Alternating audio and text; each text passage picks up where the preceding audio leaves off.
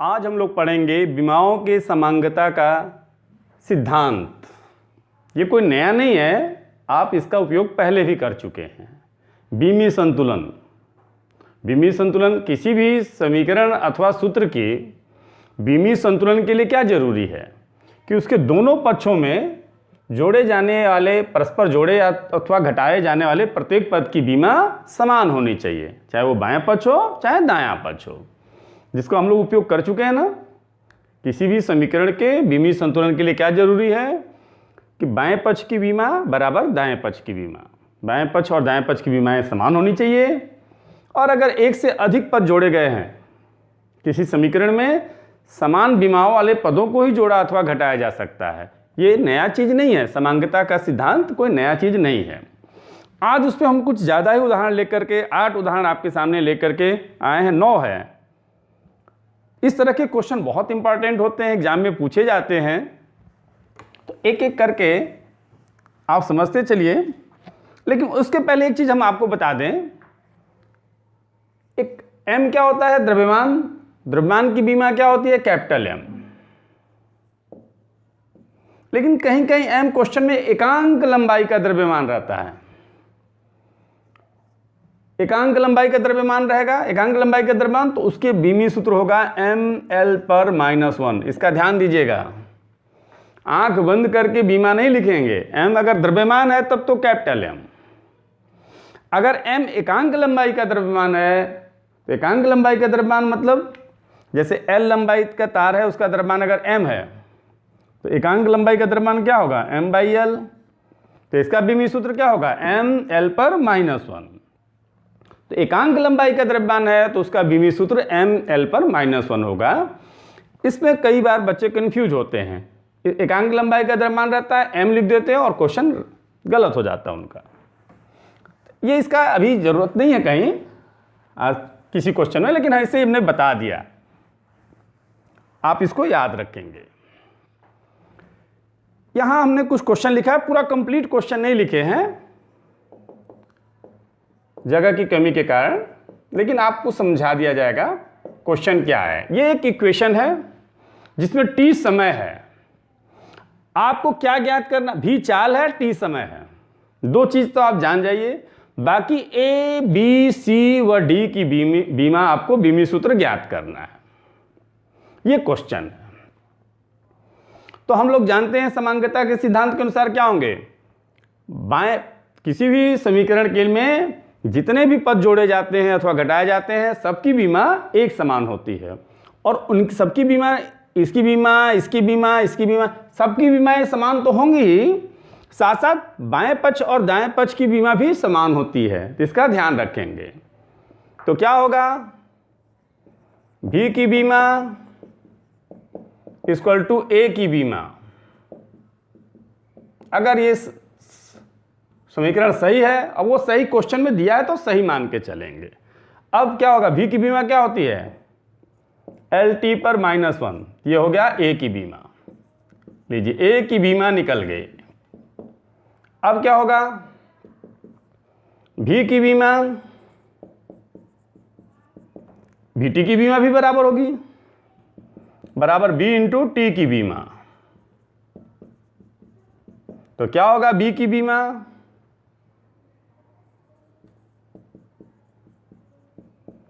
Equal to क्या होगा? V की विमा अपान T की विमा। अब पक्षांतर करने आपको आता ही है। V की विमा इक्वल टू है B इंटू T की विमा, तो B की विमा क्या होगी? V की विमा बटा में T की विमा। ठीक है ना? तो V की विमा क्या होती है? LT/-1। T की विमा क्या होती है? Capital T। क्या हो जाएगा ये? LT/-2। यानी B का विमीय सूत्र क्या हो गया? LT/-2। अब आइए C की, पहले तो D का निकाल लीजिए। D का निकालना सबसे आसान है। क्यों? D और T आपस में जुड़े हुए हैं, तो जुड़े हुए हैं तो इनका तो विमा समान होना ही चाहिए, विमीय सूत्र समान होना ही चाहिए। तो जो भी T की विमा होगी वही D की विमा होगी। यानी D की विमा पहले निकाल लेते हैं सबसे पहले। चलिए, D की विमा इक्वल टू T की विमा इक्वल टू कैपिटल टी। तो हम लोग का ए का बीमा निकल गया, बी का भी निकल गया और डी का भी निकल गया। अब रह गया सी का बीमा। तो फिर वही देखिए, जगह तो है नहीं, यहाँ लिख देते हैं बी की बीमा इक्वल टू क्या होगा, सी की बीमा अपान डी की बीमा या टी की बीमा, दोनों तो सेम होंगे ना, चाहे डी प्लस टी की बीमा लिख दीजिए।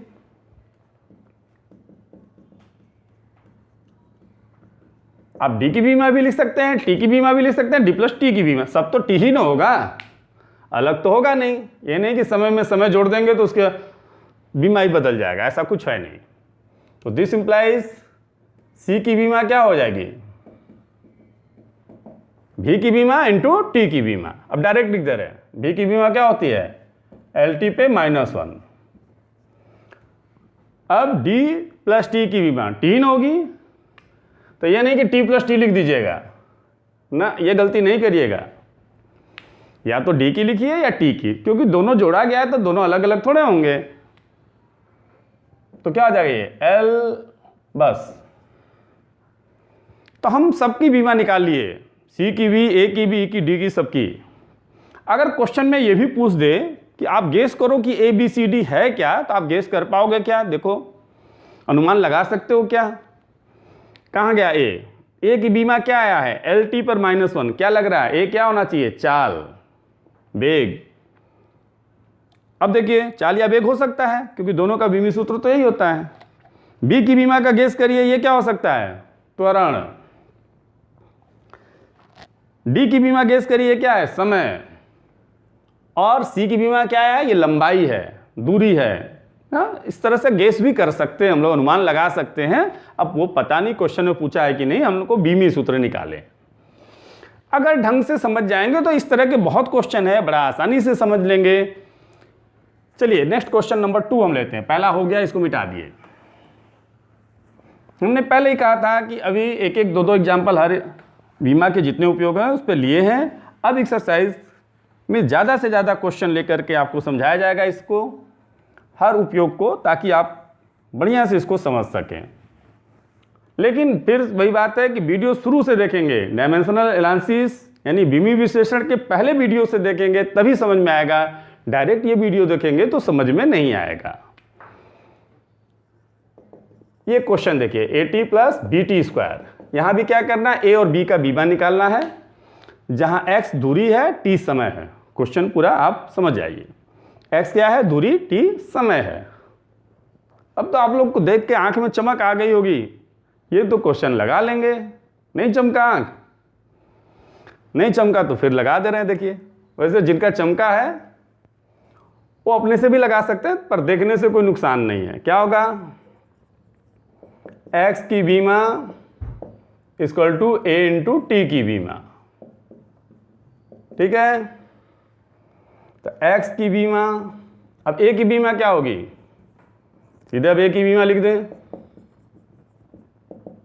क्या होगी, x की बीमा अपान t की बीमा। पक्षांतर करने आता है ना, 6 7 8 पढ़े ही होंगे। तो a इंटू टी की बीमा से t को नीचे कर दिए, a की बीमा, इसको चाहे तो आप ऐसे भी लिख सकते हैं, a की बीमा इंटू टी की बीमा, लेकिन हमने एक बार 80 लिख दिया। अब उसके बाद x क्या है, दूरी है, तो दूरी की बीमा तो मालूम ही है l, समय का t, काम हो गया एल टी पर -1।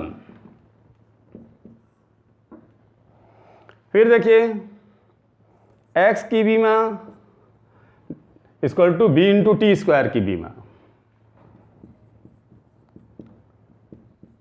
भाई समांगता का सिद्धांत तो ये है ना कि जो भी भौतिक जो भी पद जोड़े जाते हैं, घटाए जाते हैं, सबकी दाएं पक्ष बाएं पक्ष सबकी बीमा समान होती है। जितने हैं सब, इसकी बीमा, इसकी बीमा, इसकी, एक दिन बताया गया था, अब तो हम लोग बस यूज कर रहे हैं।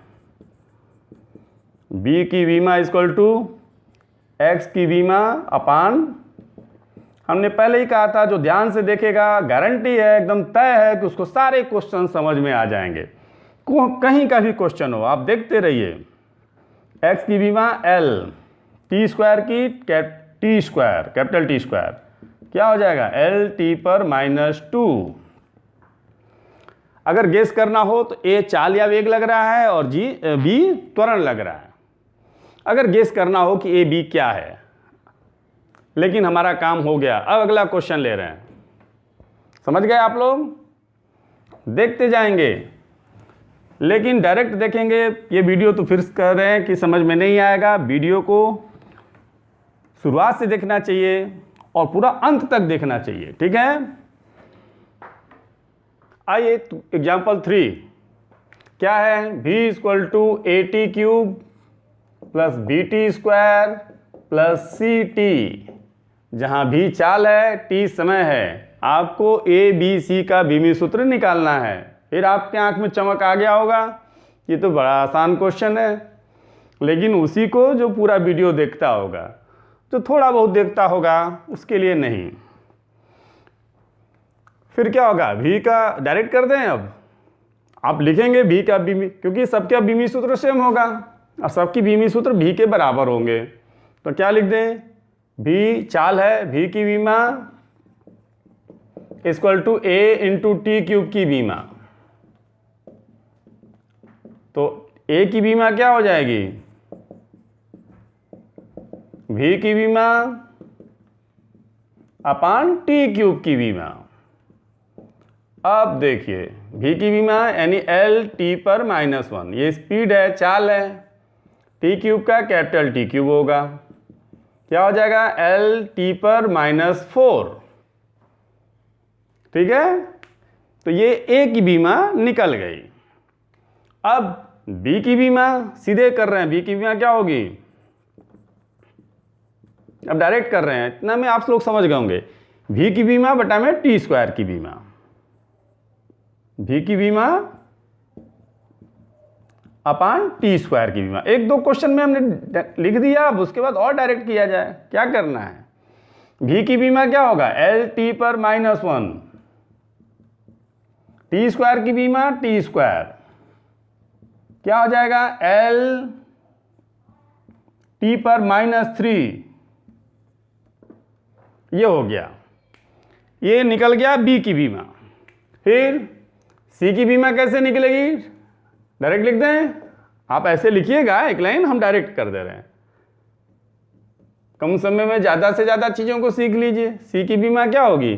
भी की बीमा बटा में टी की बीमा।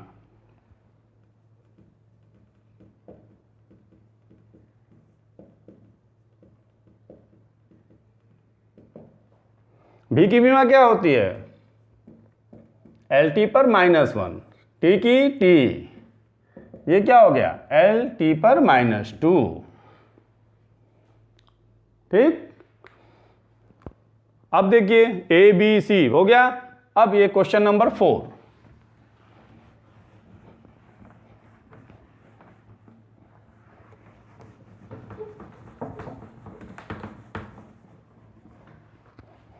मिटाने में भी तो कुछ टाइम लग रहा है।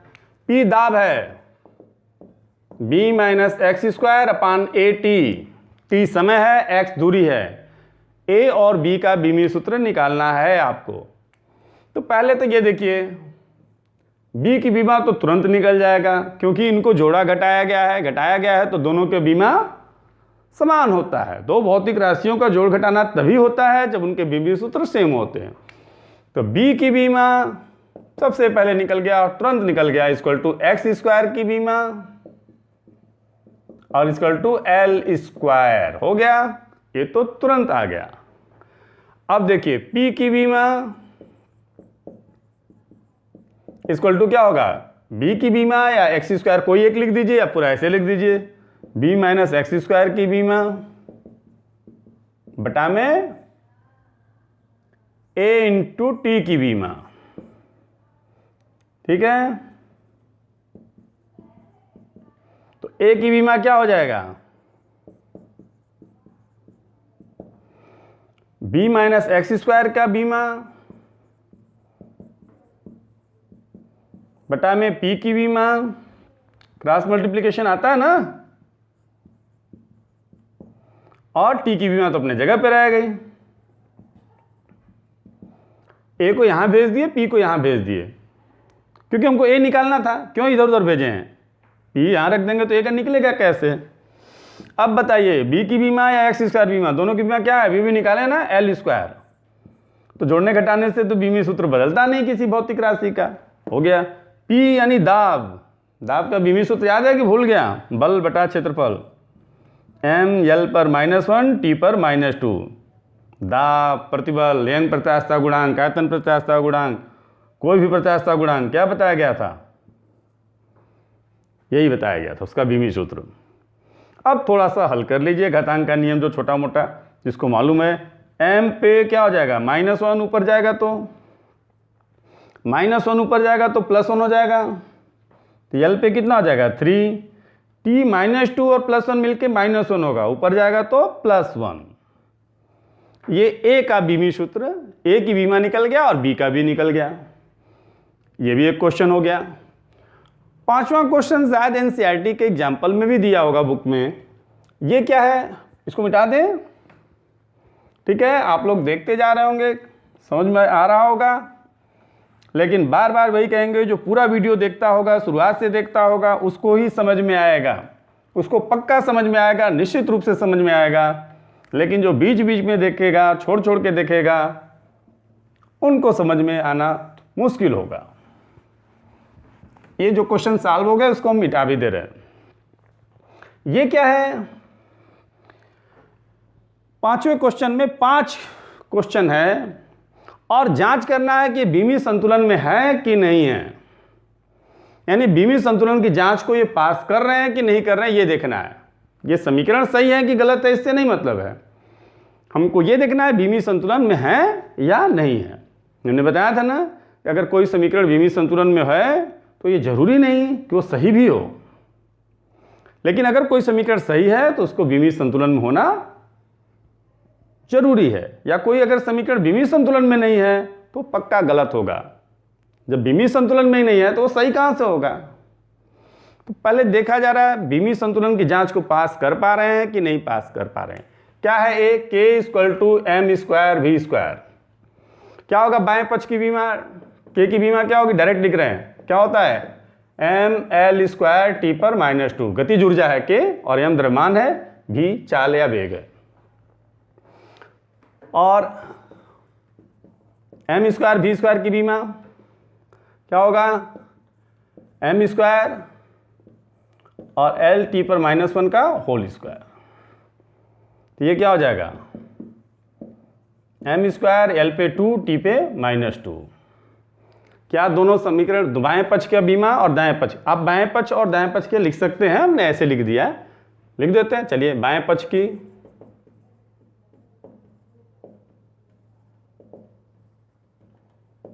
बीमाएं, एक जैसे ही सारे क्वेश्चन करेंगे तो ठीक रहेगा।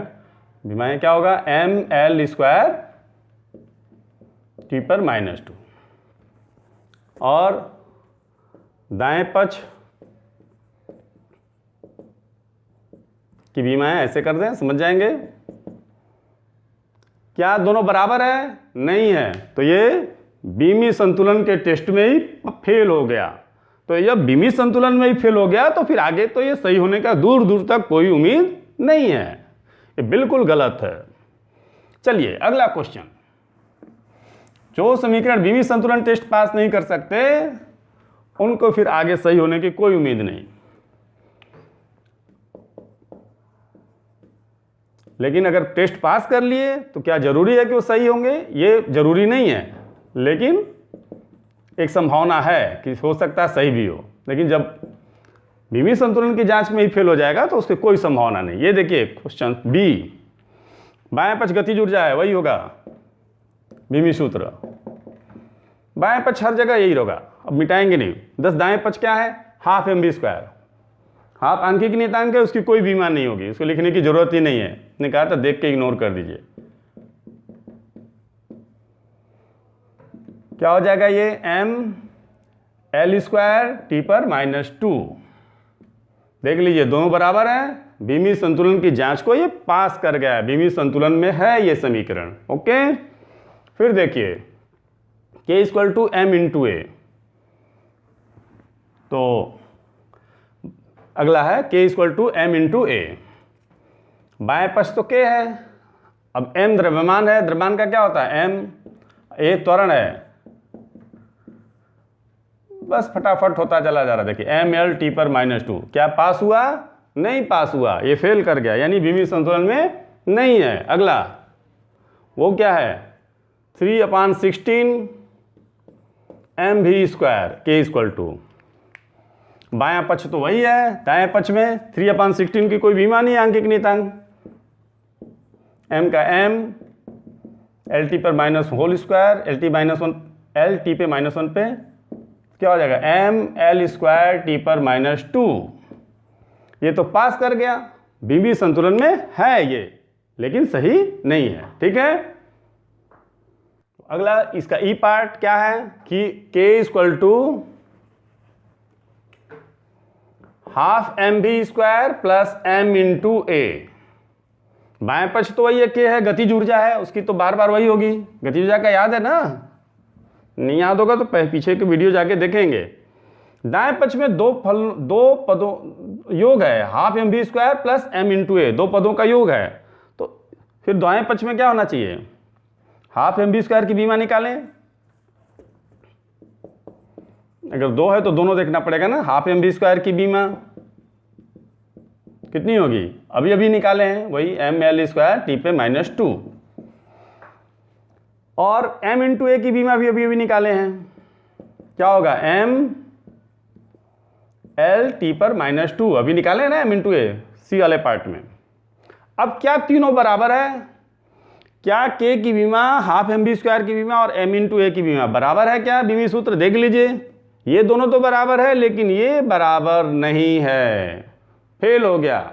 बीमी संतुलन के जांच में ही फेल हो गया, मतलब ये तो कभी सही नहीं हो सकता। तो ये पहले ही बीमी संतुलन में ही फेल। तो ये बड़ा आसान होता है जो लोग समझ लिए। अब देखिए क्वेश्चन और है, छठवां, इसका भी बीमी संतुलन की जांच करना है। तो देखिए समंगता के सिद्धांत में दोनों होंगे, बीमी संतुलन की जांच करने के लिए भी आएंगे, या फिर ABCD जैसे क्वेश्चन थे उनकी बीमाओं ज्ञात करने के लिए, दोनों ही आते हैं एग्जाम में, बहुत इंपॉर्टेंट होते हैं और उतना ही आसान भी। ये क्या है? भी चाल है, कैपिटल G सार्वत्रिक गुरुत्वाकर्षण नियतांक है, जिसका बीमी सूत्र आप निकाल चुके हैं। m द्रव्यमान है, r त्रिज्या है। कैपिटल G का बीमी सूत्र आपको याद होगा, लेकिन फिर से हम निकाल दे रहे हैं।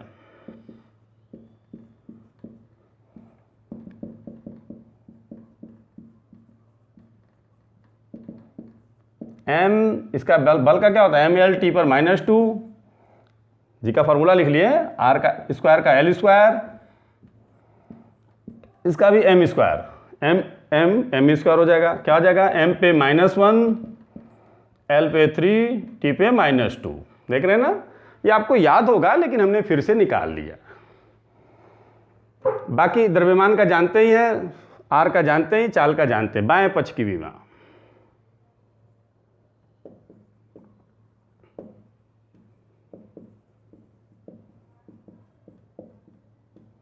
क्या होंगी? L/T/-1। चलिए इक्वेशन 1। अब जरा दाएं पक्ष की बीमाएं निकाल लें। ये क्या होगा? √2 की तो कोई बीमा होगी नहीं, आंकिक नियतांक है। जी की क्या हो गई? m/-1 L/3 T/-2। Okay, m का m, r का l, त्रिज्या है। ये फार्मूला कौन सा, इसके चक्कर ज़्यादा परेशान मत होइएगा, कुछ बच्चे फार्मूले से ही परेशान रहते हैं, उससे मत परेशान हो। ये आपको बस जांच करना है, वो देखिए जांच कर पा रहे हैं कि नहीं। m-1 + 1 खत्म हो गया, m पे 0 हो जाएगा, l पे 3 ऊपर जाके घट जाएगा, 2 हो जाएगा, T/-2। इसका रूट निकालेंगे तो क्या हो जाएगा? L/T/-1। ये तो पास हो गया, बीमी संतुलन में है ये समीकरण, ठीक ना। चलिए अब क्वेश्चन नंबर 7, 8, 9। बहुत ज़्यादा टाइम नहीं दे रहे हैं, क्योंकि आपको एक वीडियो इस पे ऑलरेडी दिया जा चुका है, ये तो कुछ क्वेश्चन करा रहे हैं उस पर। ये देखिए क्वेश्चन वंडरवाल समीकरण है, ये भी बहुत इंपॉर्टेंट है। जब बोर्ड एग्जाम में ये आते थे 11th 12th एक में होते थे तो भी ये क्वेश्चन पूछा जाता था। अब होम एग्जाम के लिए इंपॉर्टेंट है, बोर्ड एग्जाम में तो अब आएंगे नहीं। ये वान डर वाल्स समीकरण है जहाँ P दाब है, V आयतन है। गलती क्या करते हैं बच्चे, V हर जगह चाल है तो चाल लिख देते हैं। ये क्वेश्चन में पढ़ना चाहिए कि V है क्या, और हमको A और B का बीमीय सूत्र निकालना है। R गैस नियतांक है, T ताप है, लेकिन परम ताप है, पर उसके लिए उधर जाने की जरूरत ही नहीं, इधर ही से काम हो जाएगा। P दाब है, V आयतन है, ध्यान दीजिएगा चाल नहीं है। कुछ लोग चाल लिख मानते ही नहीं, कितनों कहे लेकिन लिखेंगे उसका LT पे -1, जबकि आयतन का क्या होता है LQ। तो पहले तो B का तुरंत निकल जाएगा। हमको करना क्या है, इसमें A और B का बीमीय सूत्र निकालना। ये घटाया गया है तो V की बीमा बराबर B की बीमा। क्यों, समांगता का सिद्धांत क्या है कि समान बीमाओं वाले भौतिक राशियों को ही जोड़ा अथवा घटाया जा सकता है। अगर दोनों को घटाया गया है तो पक्का है कि दोनों का बीमा सेम होगा। और क्या होता है आयतन का L3। फिर से कर रहे हैं, कोई LT पे -1 नहीं लिखेगा, गलती यहीं पे करते हैं बच्चे, आंख बंद करके LT पे -1। यहां भी देखिए दोनों को जोड़ा गया है, ये भी कोई मुश्किल नहीं है। P की बीमा इक्वल टू A की बीमा अपान V² की बीमा। अब ये सब क्वेश्चन आप घर पे खुद से प्रैक्टिस करिएगा, ये नहीं कि जैसे किया जा रहा आप भी उतार लेंगे। क्लास में पढ़ाते समय हम तो 1-2 क्वेश्चन ही कराते हैं, फिर दे देते हैं, बच्चे कर लेते हैं अपने से।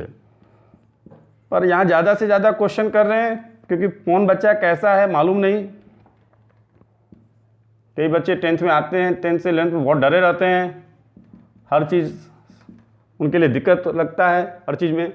पर यहाँ देखिए A की बीमा क्या होगी, P की बीमा इंटू V² की बीमा। P दाब है, पहले दिन हमने 10 बीमीय सूत्र बताया था फर्स्ट वीडियो में, हमने कहा था इसको याद कर लेंगे तो काम हो जाना चाहिए। और V आयतन है, V² है यहाँ पे, तो L³ का स्क्वायर यानी 6 हो जाएगा ना। M पर 1, L पे 6 और -1 कितना हो जाएगा, L पे 5, T पर -2। ये देखिए ये भी बड़ा आसानी से हो गया, कितना आसान होता जा रहा है। अब क्वेश्चन नंबर 8 और क्वेश्चन नंबर 9, A और B दोनों निकल गया ना।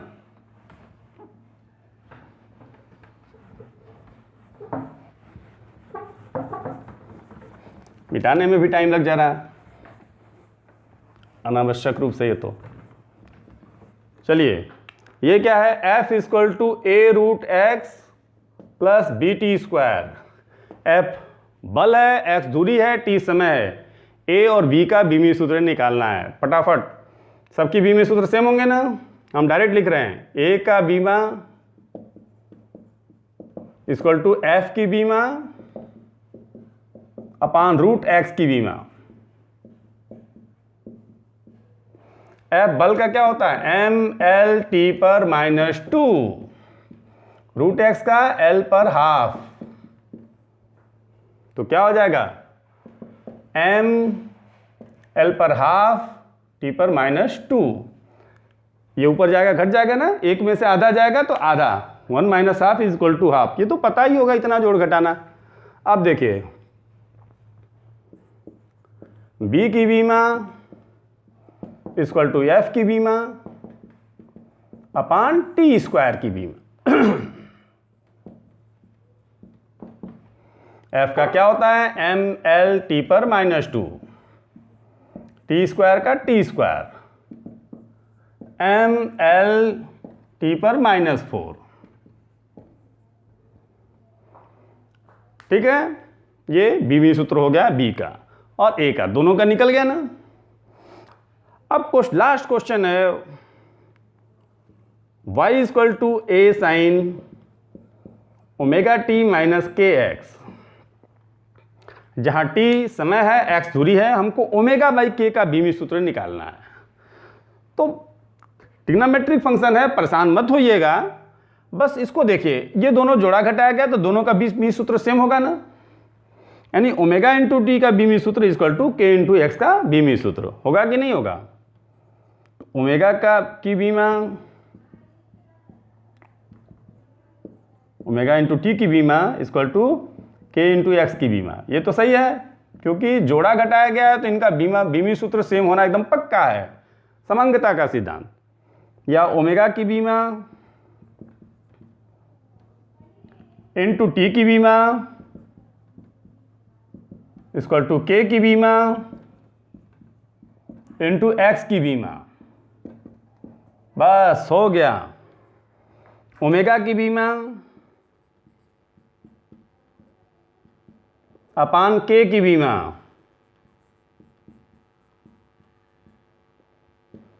इक्वल टू एक्स की बीमा अपान टी की बीमा। बस हो गया है, खत्म। एक्स की बीमा क्या होता है? दूरी का एल